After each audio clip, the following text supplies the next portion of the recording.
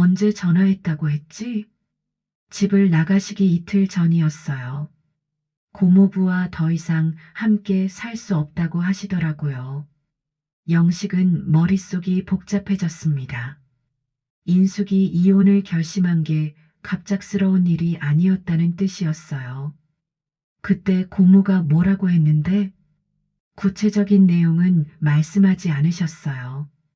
다만 고모부가 가끔 무시하고 손찌검이 있으시다고 하셨는데 정말인가요? 영식은 당황했습니다.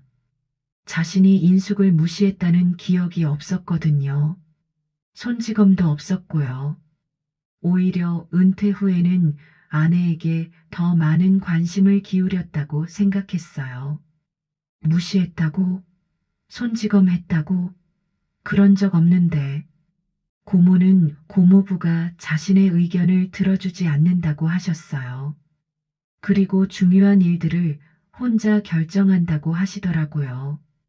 영식은 생각해봤지만 특별히 인숙의 의견을 무시한 기억은 없었습니다. 다만 집안의 큰 일들은 자신이 주로 결정했던 게 사실이었어요. 시청하시는 모든 분들 건강하시고 오늘도 사랑합니다. 영식은 아침 7시 늘 그랬듯이 잠에서 깨어났습니다. 은퇴한 지 벌써 3년이 흘렀지만 몸에 밴 생활 패턴은 쉽게 바뀌지 않았죠. 옆자리를 보니 인숙은 이미 일어난 듯 이불이 깔끔하게 정리되어 있었습니다. 여보, 일어났어요? 거실로 나가며 부르는 소리에 대답이 없었습니다. 부엌에서 찾아보니 인숙이 식탁에 앉아 있었어요. 평소와 다른 점이 하나 있었다면 그녀 앞에 놓인 서류 몇 장이었습니다. 뭐 보고 계셔요? 영식이 다가가자 인숙은 서류를 덮었습니다. 그리고는 한참 동안 입을 다물고 있더니 마침내 입을 열었어요. 영식 씨, 이혼합시다. 순간 영식의 머릿속이 하얗게 변했습니다. 30년을 함께 살아온 아내가 던진 말이라고는 믿기 어려웠죠. 농담인 줄 알고 웃어보려 했지만 인숙의 표정은 진지했습니다. 갑자기 무슨 소리예요? 뭔가 잘못 들었나요? 아니에요. 진심입니다. 인숙은 자리에서 일어났습니다. 그리고 영식을 바라보며 천천히 말했어요. 더 이상 함께 살 수 없어요. 이혼 서류 준비해 놓겠습니다. 영식은 멍하니 서 있을 수밖에 없었습니다. 어제까지만 해도 평범한 일상을 보내던 아내가 갑자기 이런 말을 하다니 뭔가 오해가 있었나 싶어 물어봤지만 인숙은 더 이상 대답하지 않았어요. 여보, 무슨 일이 있었나요? 제가 뭘 잘못했는지 말씀해 주세요. 말해봐야 달라질 게 없어요. 결정한 일입니다. 그날 오후 인숙은 작은 가방 하나만 들고 집을 나갔습니다. 어디로 가는지 언제 돌아올지에 대한 말도 없이 말이에요. 영식은 현관문 앞에 서서 아내의 뒷모습을 바라봤습니다. 혼자 남은 집은 너무나 조용했습니다. 시계 소리만이 정막을 깨뜨렸죠. 영식은 인숙이 앉아있던 식탁 의자에 주저앉았습니다. 아내가 보고 있던 서류가 무엇인지 궁금했지만 이미 가져가 버린 뒤였어요. 저녁이 되어서야 영식은 정신을 차렸습니다. 혹시 인숙이 친정에 갔을까 싶어 전화를 걸어봤지만 시어머니는 딸의 소식을 전혀 모르고 계셨어요.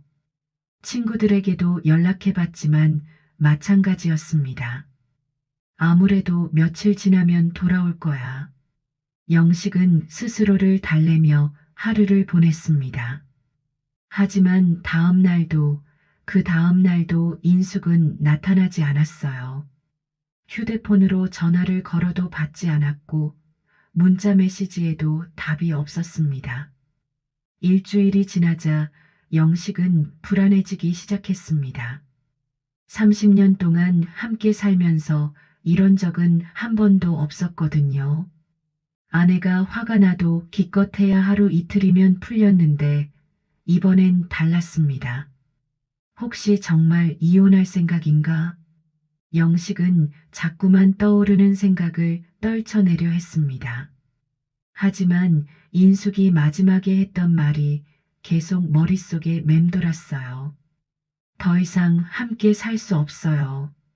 그 말투에는 오랫동안 쌓인 무언가가 있었습니다. 단순한 화나 짜증이 아니라 깊은 실망과 절망이 섞여 있었어요. 영식은 자신이 뭘 잘못했는지 곰곰이 생각해 봤지만 특별한 일이 떠오르지 않았습니다. 25년 전 결혼했을 때부터 지금까지 영식은 나름대로 좋은 남편이었다고 생각했습니다. 바람도 피우지 않았고 술도 많이 마시지 않았어요. 은퇴하고 나서는 집안일도 도왔고 아내와 함께 보내는 시간도 늘렸습니다. 그런데 왜 갑자기 이혼을 말하는 걸까요? 영식은 이해할 수 없었습니다. 분명히 무언가 숨겨진 이유가 있을 거라고 생각했어요. 하지만 아내가 직접 말해주지 않는 이상 알 수 있는 방법이 없었습니다. 밤이 깊어가자 영식은 침대에 누웠습니다. 혼자 누워있는 침대는 이상하게 넓게 느껴졌어요. 30년 동안 함께 누워있던 자리가 이렇게 허전할 줄은 몰랐습니다. 내일은 꼭 연락이 올 거야. 영식은 그렇게 중얼거리며 잠들었습니다. 하지만 깊은 잠에 들기 전 마음 한편으로는 불길한 예감이 스쳐 지나갔어요. 이번 일이 단순하게 끝나지 않을 것 같다는 생각 말입니다. 인숙이 집을 나간 지 3주가 지났습니다. 영식은 매일 휴대폰을 확인하며 아내의 연락을 기다렸지만 여전히 소식이 없었어요. 친정에도 연락하지 않았고 평소 가까이 지내던 친구들도 인숙을 본 적이 없다고 했습니다. 도대체 어디서 뭘 하고 있는 거야? 영식은 초조함을 감출 수 없었습니다. 처음엔 며칠 지나면 돌아올 거라고 생각했는데 시간이 흘러도 아무 소식이 없으니 걱정이 되기 시작했어요. 그런데 그날 오후 갑자기 경찰서에서 전화가 걸려왔습니다. 박영식 씨 맞으신가요? 부인분이 교통사고를 당하셨습니다. 영식의 머릿속이 하얗게 변했습니다. 전화를 받는 손이 떨렸어요. 어떻게 된 일인가요? 자세한 내용은 직접 오셔서 확인하시기 바랍니다. 지금 서울대학교 병원에 입원해 계십니다.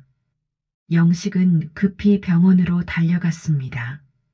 중환자실 앞에서 의사를 만났는데 다행히 생명에는 지장이 없다고 했어요. 하지만 머리를 다쳐서 일부 기억을 잃었다고 했습니다. 부분적인 기억상실증입니다.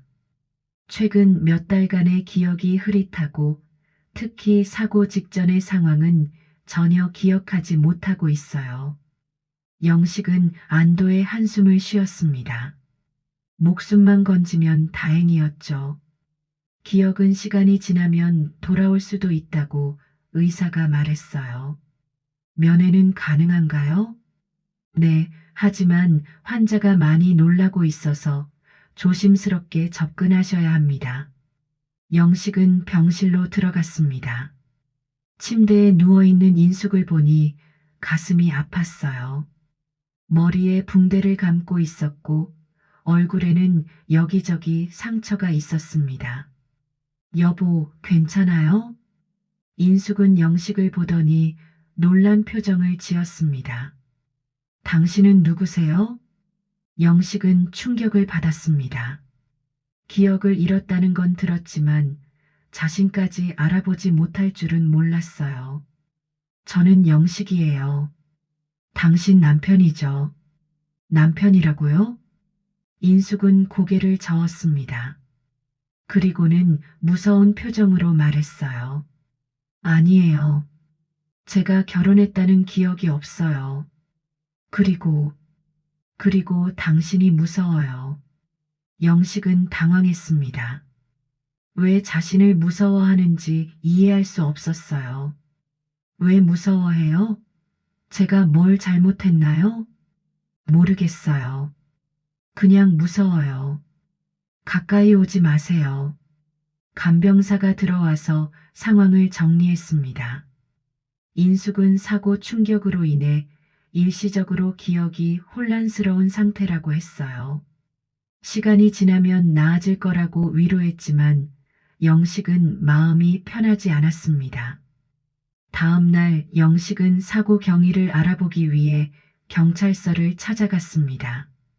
담당 경찰관이 설명해 준 내용은 이상했어요. 부인께서 횡단보도를 건너다가 차에 치인 게 아닙니다. 인도에서 넘어져서 다친 것 같아요. 인도에서 넘어졌다고요?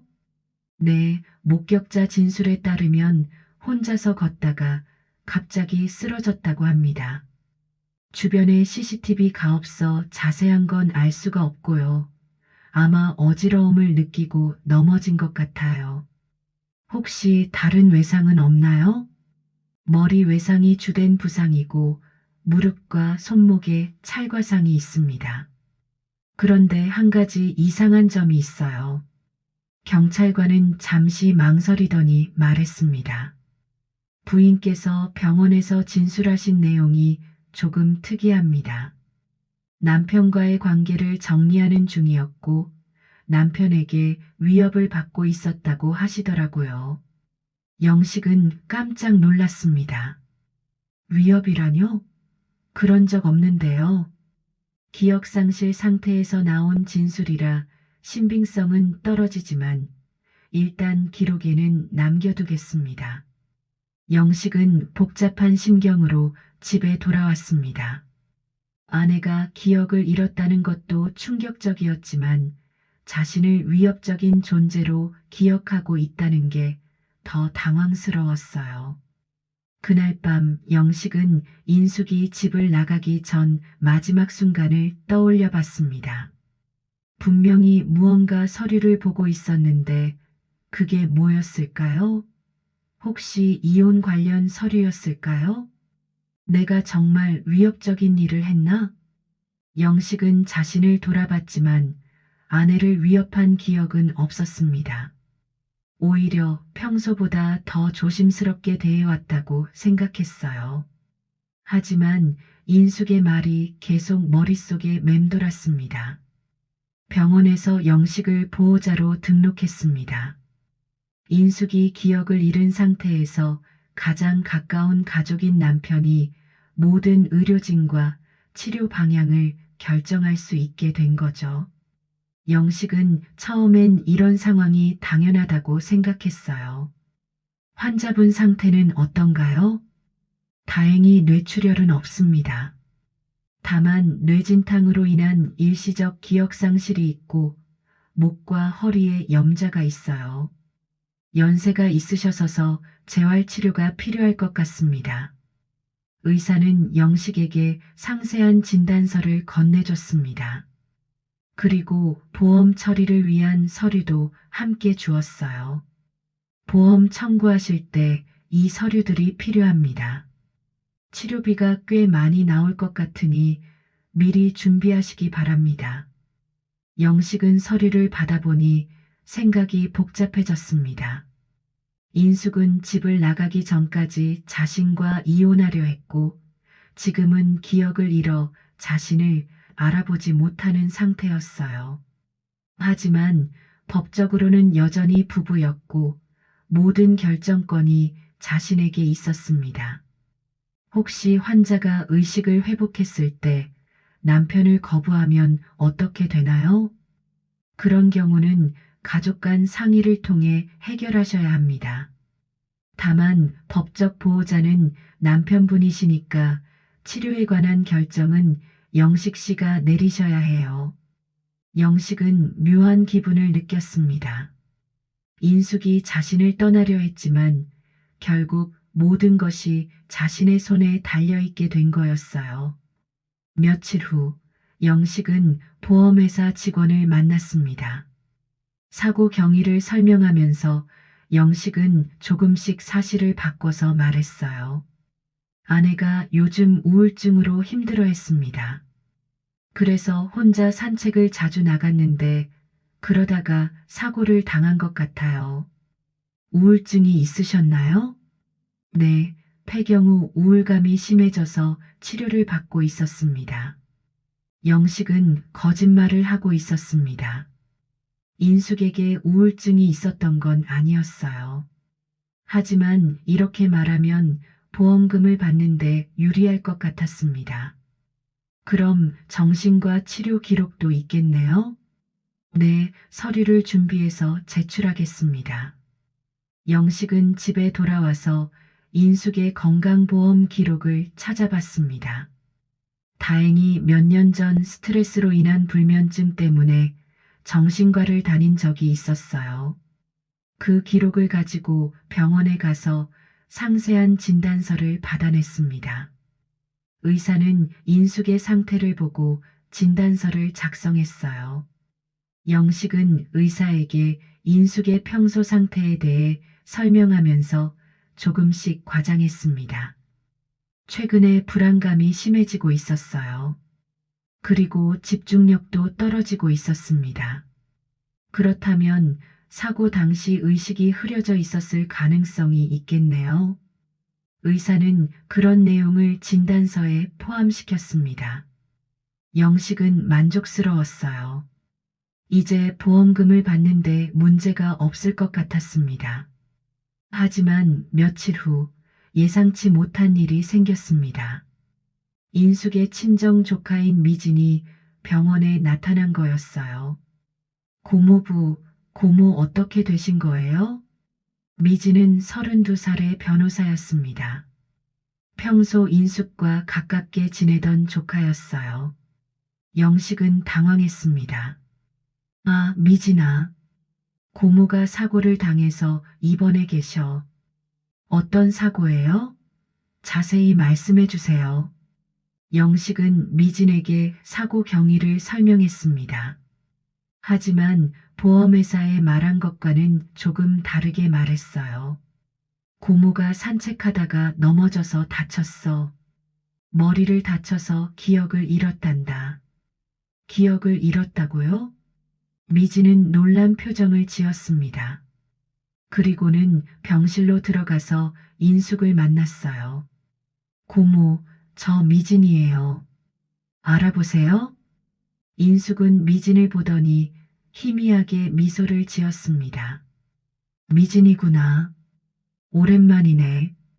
고모는 저를 기억하시네요. 다행이에요. 영식은 이상했습니다. 인숙은 자신을 알아보지 못하면서 조카는 알아보는 거였어요. 고모, 최근에 무슨 일이 있었나요? 고모부와 어떻게 지내셨어요? 인숙은 잠시 생각하더니 대답했습니다. 잘 모르겠어. 기억이 흐릿해. 하지만 무언가 불안했던 것 같아. 미지는 영식을 의미심장하게 바라봤습니다. 뭔가 이상하다는 표정이었어요. 고모부, 잠시 밖에서 이야기할 수 있을까요? 영식은 미진과 함께 병실 밖으로 나왔습니다. 미진은 진지한 표정으로 말했어요. 고모부, 고모가 집을 나가셨다고 들었어요. 왜 그런 일이 있었나요? 영식은 당황했습니다. 그게 부부간에 작은 갈등이 있었어. 작은 갈등이요? 고모가 저한테 전화해서 많이 힘들어 하셨는데요. 미진의 말에 영식은 긴장했습니다. 인숙이 조카에게 전화를 했다는 건 처음 듣는 이야기였어요.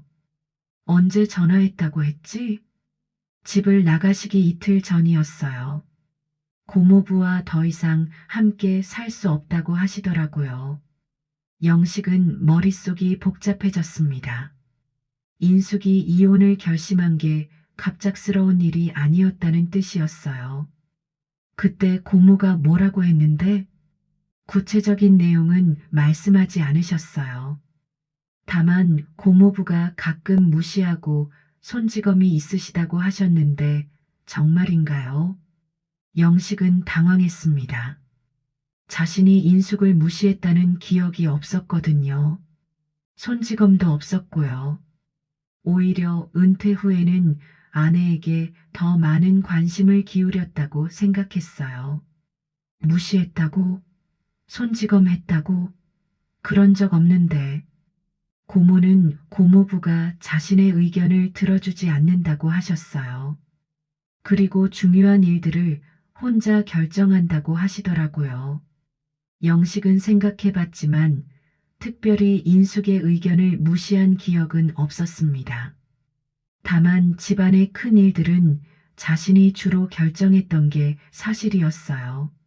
며칠 후 인숙의 상태가 조금씩 나아지기 시작했습니다. 하지만 걷기가 어려워졌어요. 의사는 목과 허리 부상으로 인한 일시적 증상이라고 설명했습니다. 재활 치료를 받으시면 회복될 겁니다. 다만 시간이 좀 걸릴 것 같아요. 인숙은 휠체어에 앉아서 재활 치료를 받기 시작했습니다. 영식은 매일 병원에 가서 아내를 돌봤어요. 하지만 인숙은 여전히 자신을 불편해했습니다. 당신이 누구인지 모르겠어요. 왜 계속 여기 있는 거예요? 저는 당신 남편이에요. 당신을 돌봐야 해요. 남편이라고 해도 기억이 안 나는데 어떻게 믿을 수 있죠? 영식은 답답했습니다. 인숙의 기억이 돌아오지 않으면 이 상황이 계속될 것 같았어요. 그런데 어느 날 미진이 다시 병원에 나타났습니다. 이번에는 무언가 서류를 들고 있었어요. 고모부, 잠시 이야기할 수 있을까요? 미진은 영식을 복도로 끌고 나갔습니다. 그리고는 들고 온 서류를 보여줬어요. 이게 뭔가요? 영식이 서류를 보니 블랙박스 영상 분석 결과였습니다. 사고 당일 인숙 주변을 찍은 영상이 있었던 거였어요. 어떻게 이런 걸 구했나요? 고모 사고 현장 근처에 있던 상점 주인 차량에서 구했어요. 영상을 보니 이상한 점이 있더라고요. 미지는 영상 캡처 화면을 보여줬습니다. 거기에는 사고 직전 인숙 근처에 정차해 있던 차량이 찍혀 있었어요. 이 차, 고모부 차 맞죠? 영식은 순간 식은땀이 났습니다. 분명히 자신의 차가 맞았어요. 그날 제가 그 근처에 있었나? 기억 안 나세요? 블랙박스 시간을 보면 사고 발생 10분 전이에요. 영식은 당황했습니다. 그날 인숙이 어디에 있는지 찾아다닌 건 사실이었지만 사고 현장에 있었던 기억은 없었어요. 우연히 지나가던 건 아닐까? 10분 동안 같은 자리에 정차해 있었는데요. 미진의 추궁에 영식은 할 말이 없었습니다. 정말로 그날 무슨 일이 있었던 건지 기억이 나지 않았어요. 고모부 정말 모르세요? 아니면 기억하고 싶지 않으세요? 정말 모르겠어. 그날 기억이 흐릿해. 미지는 영식을 의심스럽게 바라봤습니다. 그리고는 다른 서류를 더 꺼내 보였어요. 이건 고모 휴대폰 통화 기록이에요. 사고 직전에 누군가와 통화를 했더라고요. 누구와? 고모부하고요. 사고 발생 3분 전에 고모부 번호로 전화가 와서 1분 30초 동안 통화했어요. 영식은 충격을 받았습니다. 그날 인숙과 통화했다는 기억이 전혀 없었거든요. 그럴 리가 없는데 그날 인숙이랑 통화한 적이 없어. 휴대폰 기록에는 분명히 나와 있어요. 확인해 보시겠어요? 미진은 영식에게 자신의 휴대폰을 확인해 보라고 했습니다. 영식은 떨리는 손으로 통화 기록을 확인했어요. 정말로 그날 인숙과 통화한 기록이 없었습니다. 이상하네. 기억이 안 나. 고모부도 기억상실증이 있으신가요? 미진의 차가운 시선에 영식은 움츠러들었습니다. 뭔가 큰 문제가 생긴 것 같았어요. 인숙의 상태는 조금씩 호전되고 있었지만 여전히 휠체어에 의존해야 했습니다. 재활치료사는 회복이 예상보다 늦어지고 있다고 말했어요. 보통은 이 정도면 걸을 수 있어야 하는데 환자분이 심리적으로 위축되어 있는 것 같습니다. 영식은 인숙 곁에서 지켜보며 안쓰러워했습니다. 아내가 이렇게 힘들어하는 모습을 보는 게 괴로웠어요. 여보, 재활치료 열심히 받아요. 빨리 나아야죠. 하지만 인숙은 영식을 보는 눈빛이 여전히 차가웠습니다. 당신은 누구라고 했죠? 영식이에요. 당신 남편이라고요. 남편. 그런데 왜 당신을 보면 불안해질까요? 영식은 가슴이 아팠습니다. 30년을 함께 산 아내가 자신을 무서워한다는 게 믿기지 않았어요. 그날 밤 인숙은 이상한 꿈을 꾸었습니다. 꿈에서 누군가가 자신을 부르는 소리가 들렸어요. 인숙아, 인숙아. 그 목소리는 분명히 남자 목소리였습니다. 그리고 뒤에서 누군가 자신을 잡아당기는 느낌이 들었어요. 인숙은 꿈에서 깨어나며 소리를 질렀습니다. 싫어요. 저리 가세요. 간병사가 달려와서 인숙을 달래줬습니다. 괜찮으세요? 꿈이었어요. 누군가 저를 불렀어요. 분명 남자 목소리였어요. 누구였는지 기억나세요? 잘 모르겠어요. 하지만 무서웠어요. 다음 날 아침 인숙은 영식에게 꿈 이야기를 했습니다. 어젯밤에 이상한 꿈을 꿨어요. 뒤에서 누가 제 이름을 부르더라고요. 영식은 긴장했습니다. 누구 목소리 같았어요? 남자 목소리였어요. 그런데 왜인지 당신 목소리 같았어요. 영식은 당황했습니다. 인숙의 기억이 조금씩 돌아오는 것 같았어요. 그냥 꿈이에요. 신경 쓰지 마세요. 하지만 너무 생생했어요. 마치 실제 일어났던 일 같았어요. 그때 미진이 병실에 들어왔습니다. 인숙은 조카를 보자 안도의 표정을 지었어요. 미진아, 와줘서 고마워. 고모, 어젯밤에 잠 잘 못 주무셨다고 들었어요. 응, 이상한 꿈을 꿨어. 누가 뒤에서 내 이름을 부르는 꿈. 미진은 영식을 쳐다봤습니다. 그리고는 인숙에게 조심스럽게 물어봤어요. 고모, 사고 당일 기억나는 거 있어요? 잘 모르겠어. 하지만 누군가와 전화 통화를 했던 것 같아. 누구와요? 모르겠어. 하지만 그 사람이 만나자고 했던 것 같아. 영식은 식은땀이 났습니다. 인숙의 기억이 점점 선명해지고 있었어요. 고모, 그때 기분이 어땠어요? 무서웠어. 뭔가 나쁜 일이 생길 것 같았거든. 미지는 영식을 의미심장하게 바라봤습니다. 그리고는 인숙에게 더 물어봤어요. 고모, 최근에 고민이 많으셨죠? 그런 것 같아. 뭔가 중요한 결정을 해야 했던 것 같은데. 어떤 결정이요?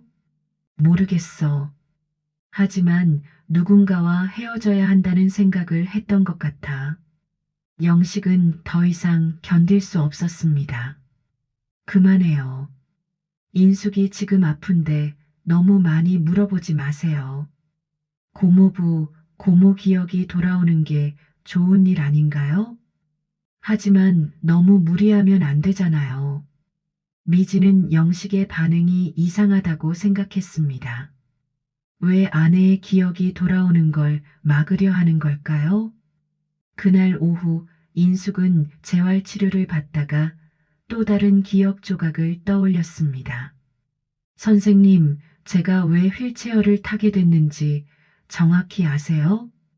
사고로 목과 허리를 다치셔서 일시적으로 걷기 어려운 상태예요. 사고라고 하면 교통사고인가요? 아니요. 인도에서 넘어지신 거예요. 혼자서요? 재활치료사는 잠시 망설였습니다. 정확한 상황은 담당 의사에게 물어보세요. 인숙은 뭔가 이상하다고 느꼈습니다. 자신이 왜 넘어졌는지, 그때 무슨 일이 있었는지 궁금했어요. 제가 정말 혼자 넘어진 건가요? 환자분, 너무 생각하지 마세요. 지금은 치료에 집중하시는 게 좋겠어요. 하지만 인숙은 계속 의문이 들었습니다. 꿈에서 들었던 목소리, 사고 직전의 통화, 그리고 누군가와 만나기로 했다는 기억. 모든 게 연결되어 있는 것 같았어요. 분명히 뭔가 숨겨진 게 있어. 인숙은 혼자 중얼거렸습니다. 그리고 자신의 기억을 되찾기 위해 더 노력해야겠다고 생각했어요. 미지는 더 이상 영식을 믿을 수 없었습니다. 고모의 상태와 영식의 행동 사이에 뭔가 이상한 점들이 너무 많았거든요. 변호사로서의 직감이 계속 경고음을 울리고 있었어요. 미지는 개인적으로 조사를 시작했습니다. 먼저 인숙의 진료 기록을 자세히 살펴봤어요. 영식이 제출한 서류들과 실제 의료진의 소견 사이에 차이가 있었습니다. 담당 의사 선생님, 환자 상태에 대해 자세히 설명해 주시겠어요? 뇌진탕으로 인한 일시적 기억 상실이 주된 증상입니다. 다만 목과 허리 부상이 예상보다 심각해서 보행에 어려움이 있어요. 목과 허리 부상은 어떻게 생긴 건가요? 넘어질 때 받은 충격으로 보입니다. 하지만 일반적인 낙상 부상과는 조금 다른 패턴이에요. 미지는 귀가 번쩍 뜨였습니다. 어떻게 다른가요? 보통 혼자 넘어지면 앞쪽이나 옆쪽으로 넘어지는데 이 환자분은 뒤쪽에서 강한 충격을 받은 흔적이 있어요. 뒤쪽에서요? 네, 목 뒤쪽과 허리 부분에 멍이 있었거든요. 마치 누군가 뒤에서 밀친 것 같은. 의사는 말을 멈췄습니다. 너무 추측성 발언을 한 것 같아서였어요. 하지만 확실한 건 아니에요. 넘어지면서 여러 곳에 부딪혔을 수도 있고요. 미지는 더 확신했습니다.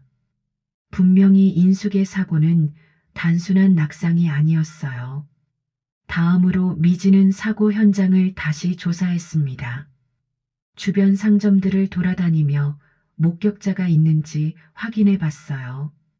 그날 오후에 여기서 넘어진 여자분 보셨나요? 한 상점 주인이 기억해냈습니다. 아, 그날 말이에요? 이상했어요. 여자분이 혼자 걷고 있었는데 갑자기 뒤에서 남자 목소리가 들리더라고요.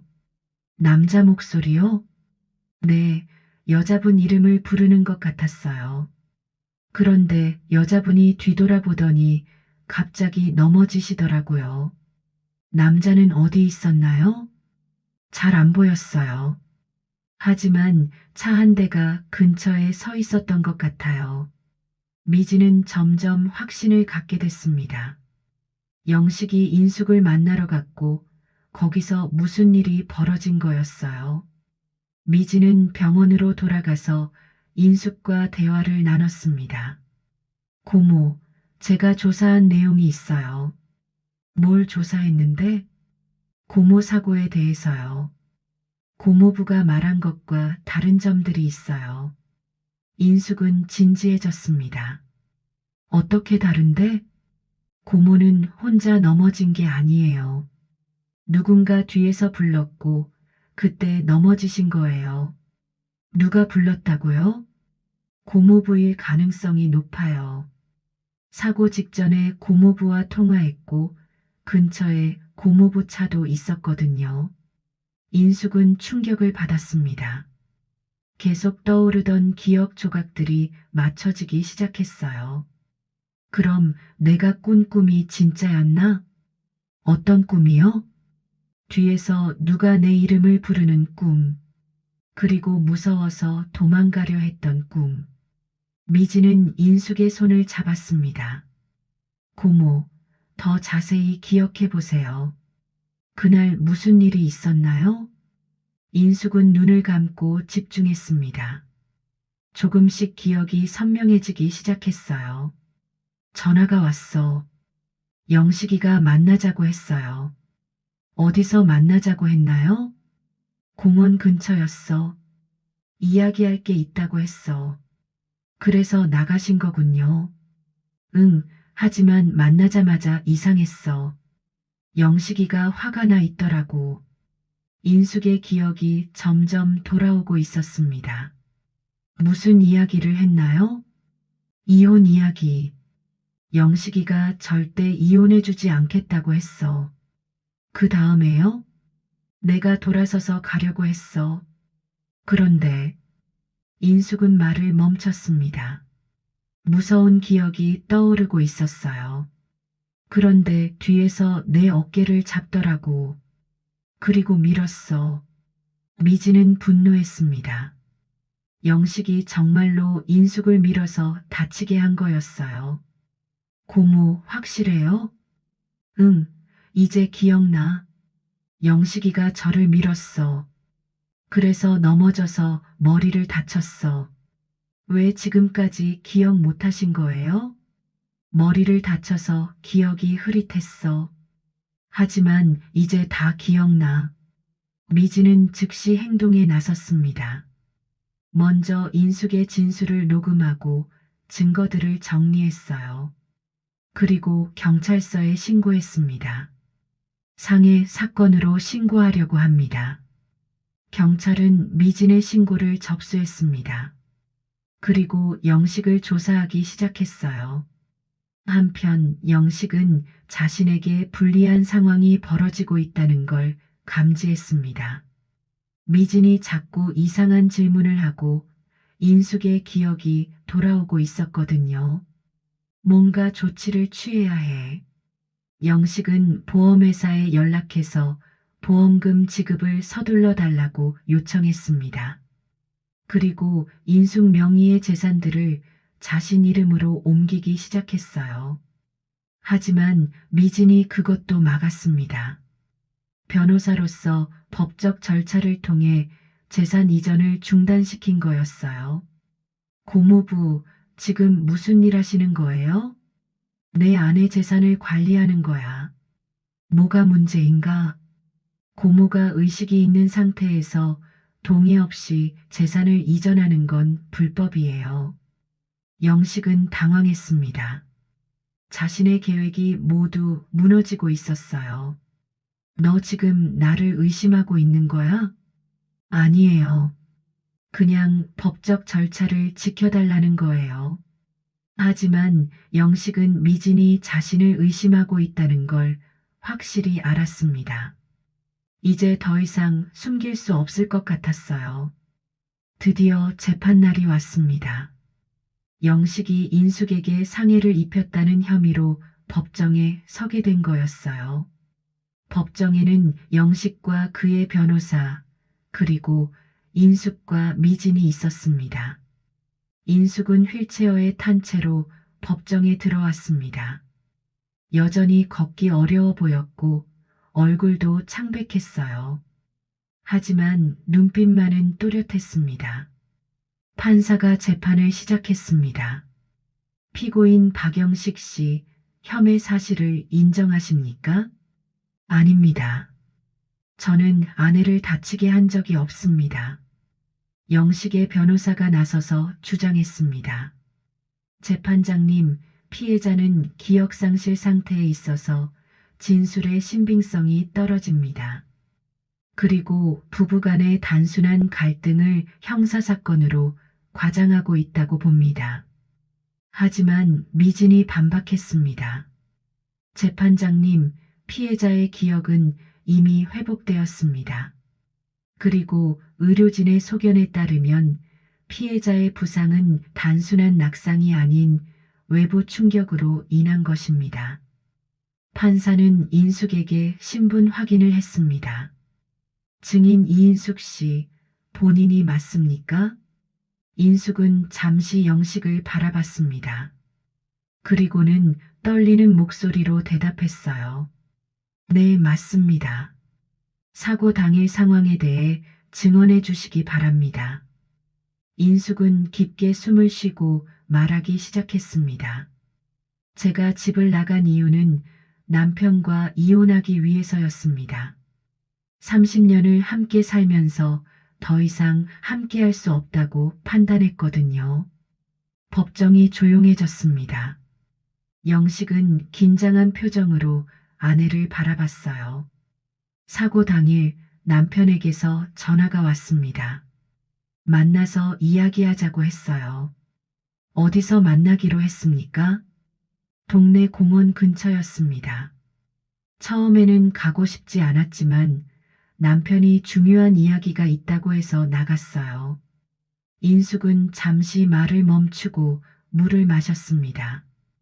그리고 계속해서 증언했어요. 만나자마자 남편이 화를 내더라고요. 이혼은 절대 안 해준다고, 죽어도 안 된다고 했어요. 그때 어떻게 하셨습니까? 저는 이미 결정한 일이라고 말했어요. 그리고 돌아서서 가고 있었습니다. 인숙의 목소리가 떨리기 시작했습니다. 한참 가고 있는데 그런데 뒤에서 저를 부르는 겁니다. 그래서 뒤를 돌아보는데 제 어깨를 잡더라고요. 그리고 밀었어요. 누가 밀었습니까? 인숙은 영식을 똑바로 바라보며 말했습니다. 저기 앉아있는 제 남편이요. 박영식이 저를 밀었어요. 법정의 술렁임이 일었습니다. 영식은 얼굴이 하얗게 변했어요. 그럼 기억을 다 되찾으셨다는 말씀입니까? 네, 이제 모든 걸 기억합니다. 제가 얼마 있다가 기억이 조금씩 돌아왔습니다.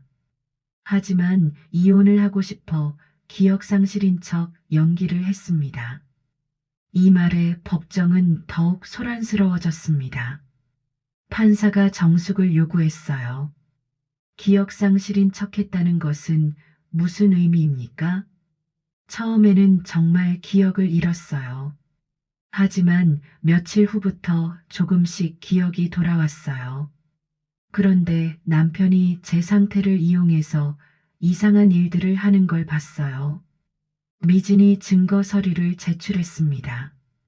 재판장님, 피고인이 피해자의 기억 상실을 이용해 보험 서류를 조작하고 재산을 이전하려 했던 증거들입니다.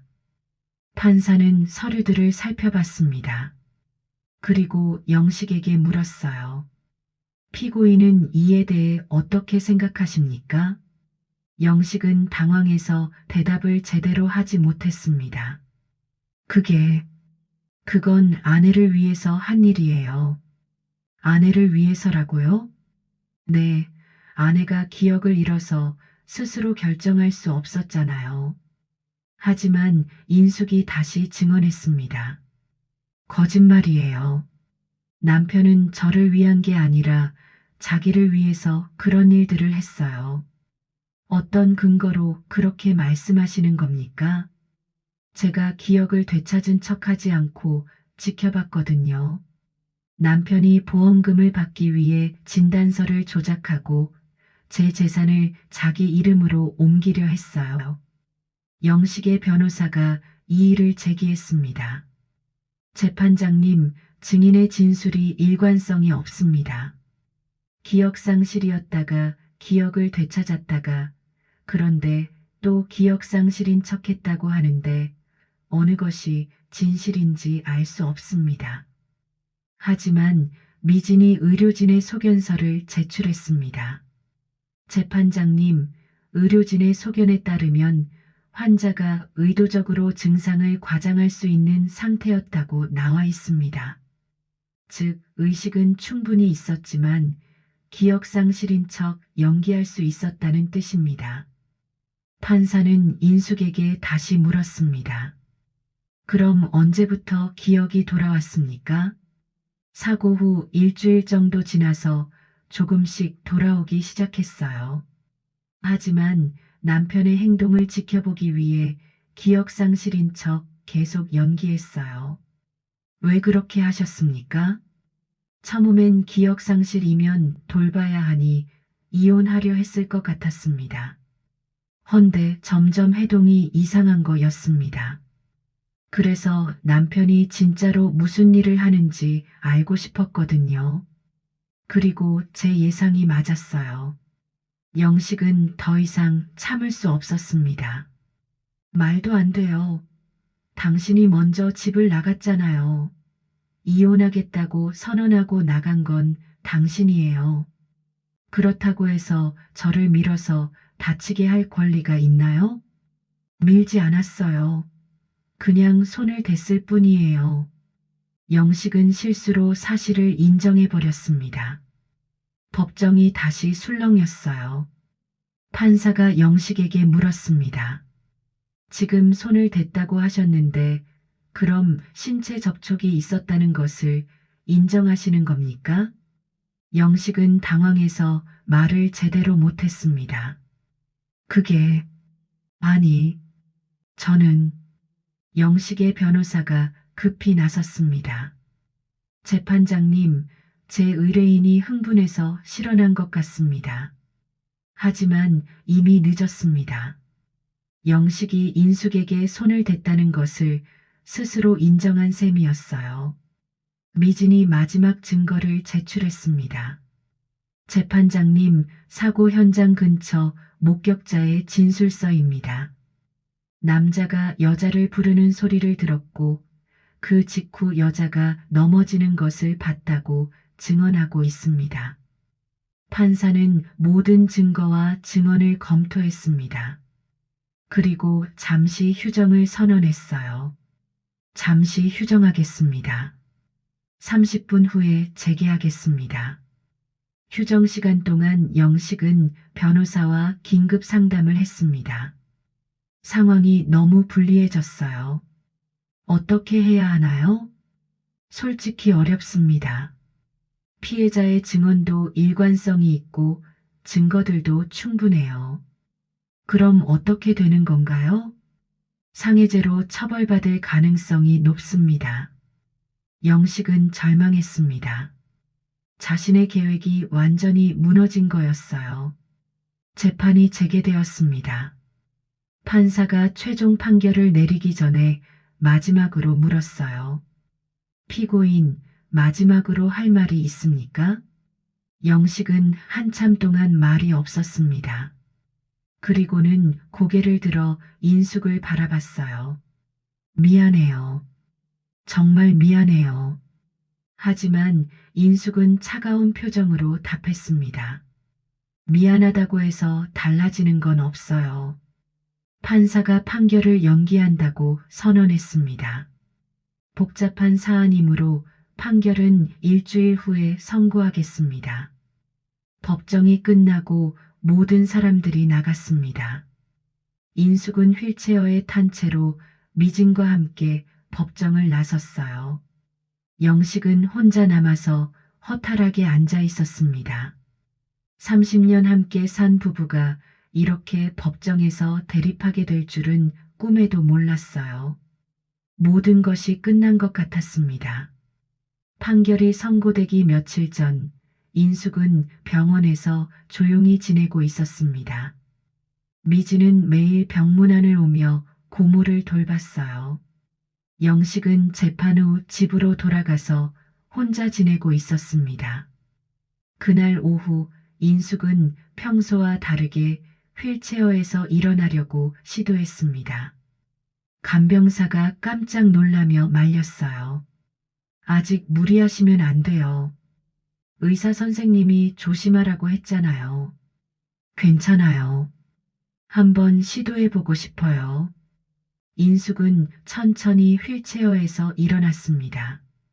처음에는 다리가 떨렸지만 점점 안정감을 찾아갔어요. 그리고는 조심스럽게 한 걸음씩 걸어봤습니다. 어머, 걸을 수 있으시잖아요. 간병사가 놀라워했지만 인숙은 담담했습니다. 사실 며칠 전부터 걸을 수 있었어요. 그럼 왜 지금까지 휠체어를? 인숙은 병실 창가로 걸어가서 밖을 내다봤습니다. 오랜만에 자신의 다리로 서 있으니 기분이 묘했어요. 그때 미진이 병실에 들어왔습니다. 고모가 서 있는 모습을 보고 깜짝 놀랐어요. 고모, 언제부터 걸을 수 있으셨어요? 인숙은 미진을 바라보며 미소를 지었습니다. 그리고는 간병사에게 말했어요. 잠시 밖에 나가 계시겠어요? 조카와 둘이서 이야기하고 싶어요. 간병사가 나간 후 인숙은 미진에게 다가갔습니다. 며칠 전부터야. 그럼 지금까지 휠체어는 왜?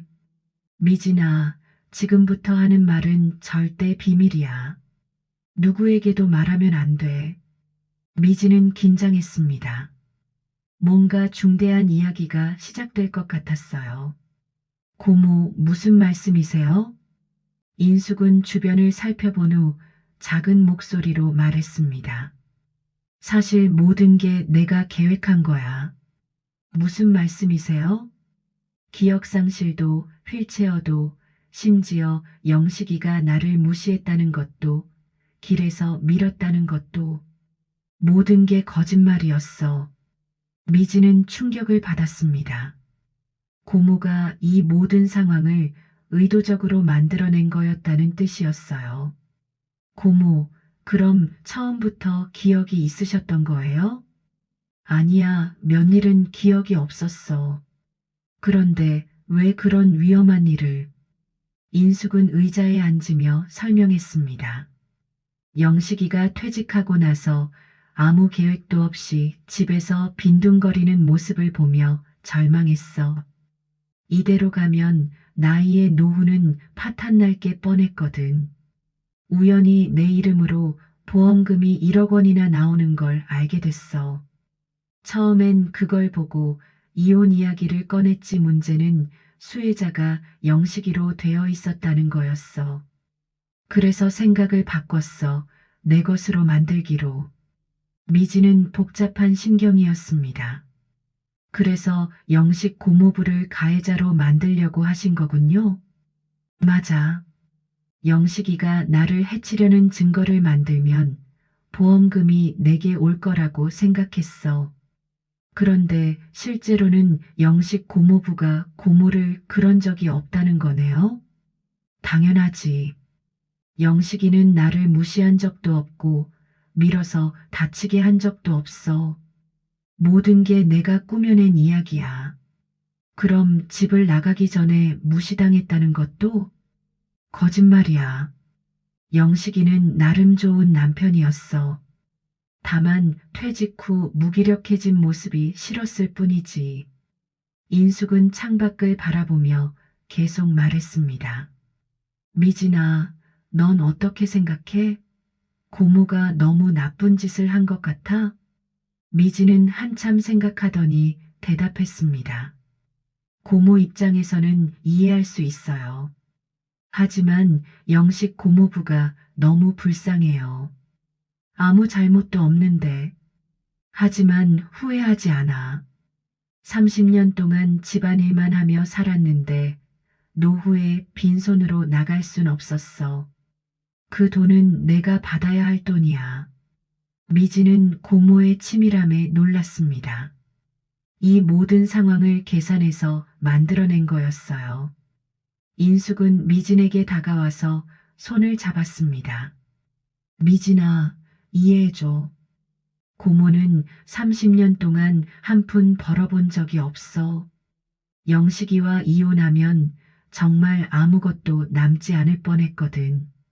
고모, 이제 어떻게 하실 거예요? 물론 이혼할 거야. 그리고 그 보험금으로 새로운 삶을 시작하려고 해. 며칠 후 판결이 선고되었습니다. 영식은 상해죄로 벌금형을 선고받았어요. 그리고 인숙과의 이혼도 법원에서 인정되었습니다.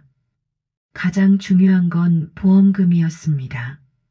영식이 가해자로 확정되면서 1억 원의 보험금이 모두 피해자인 인숙에게 지급되었어요. 영식은 보험금을 잃고 재산 대부분도 인숙에게 넘겨주며 혼자 작은 집으로 이사했습니다. 30년 결혼 생활의 모든 것을 잃은 셈이었어요. 인숙은 보험금 1억 원을 받아 미진과 함께 새로운 곳에서 살기 시작했습니다. 고모의 비밀을 안고 변호사 생활을 할 수 없었거든요. 둘은 오랜만에 자유를 느끼며 하루하루를 보냈어요. 고모, 정말 후회 안 하세요? 그렇게까지 해서 보험금을 받은 것에 대해서요. 전혀. 그 돈은 내가 그동안 집안일하며 번 돈이나 마찬가지야. 영식이가 독차지할 이유가 없어. 인숙은 산책을 하며 말했습니다. 자신의 다리로 걷는 게 이렇게 좋을 줄 몰랐어요. 30년 동안 영식이와 살면서 내 이름으로 된 재산이 하나도 없었어. 하지만 이제는 달라. 뭐가 다르세요? 인숙은 하늘을 올려다봤습니다. 구름 한 점 없는 맑은 하늘이었어요. 이제 정말 새로운 시작이야. 몇 달 후, 인숙은 보험금으로 작은 카페를 차렸습니다. 미진이 도와주며 함께 운영했어요. 나이가 들어서 시작한 일이었지만 인숙은 행복했습니다. 어느 날 카페에 영식이 나타났습니다. 많이 초라해진 모습이었어요. 인숙아, 왜 왔어요? 인숙은 차갑게 대답했습니다. 그 보험금, 원래 내 거였는데, 당신 거라고요?